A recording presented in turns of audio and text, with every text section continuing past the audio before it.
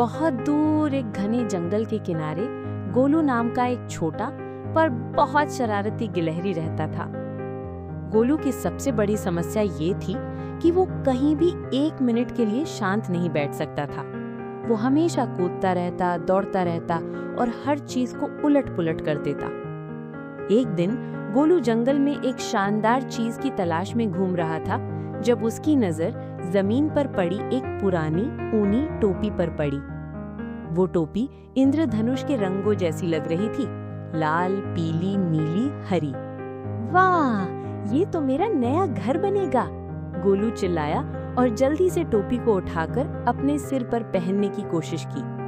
लेकिन टोपी बहुत बड़ी थी। जैसे ही गोलू ने उसे पहना, टोपी नीचे फिसलकर उसके पूरे शरीर को ढक लिया। गोलू अब टोपी के अंदर एक छोटा रेंगता हुआ रंगीन गुंबद बन गया।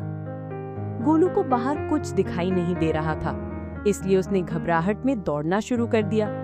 सबसे पहले वो सीधे एक बड़े ऊँगते हुए भालू से टकराया। भालू उठा और अपनी चारों ओर देखने लगा। उसे बस एक रंगीन टोपी जमीन पर तेजी से भागती हुई दिखी। भालू हैरान होकर बोला, अरे, क्या कोई टोपी चल सकती है? फिर गोलू फिसलकर एक मेंढक से टकराया जो कमल के पत्ते पर बैठा था। टोपी के धक्के से मेंढक उछला और सीधे पेड़ की डाल पर जा बैठा। मेंढक ने नीचे देखा और सोचा, ये कौन सा रंगीन कछुआ है जो इतनी तेजी से भाग रहा है? फिर गोलू ने खरगोश के गड्ढे में झांकने की कोशिश की। क्योंकि टोपी सिर से फिसली हुई थी, वो धड़ाम से गड्ढे में गिर गया। जब वो बाहर निकला तो उसकी आधी टोपी पर मिट्टी लगी थी और उसमें से एक छोटा सा डरा हुआ खरगोश झांक रहा था। गोलू इस पूरे नाटक से बहुत थक गया था। उसने टोपी को जोर से खींचकर उतारा और एक पेड़ के नीचे बैठ गया।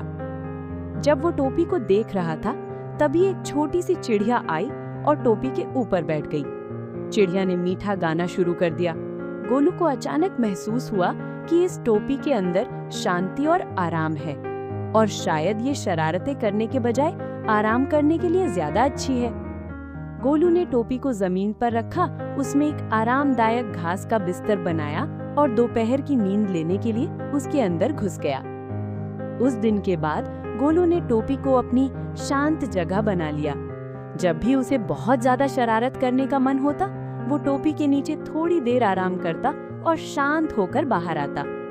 और जंगल के बाकी जानवर, वे अब भी उस दिन की कहानी सुनाकर हंसते हैं जब उन्होंने एक भागती हुई रंगीन जादुई टोपी को देखा था।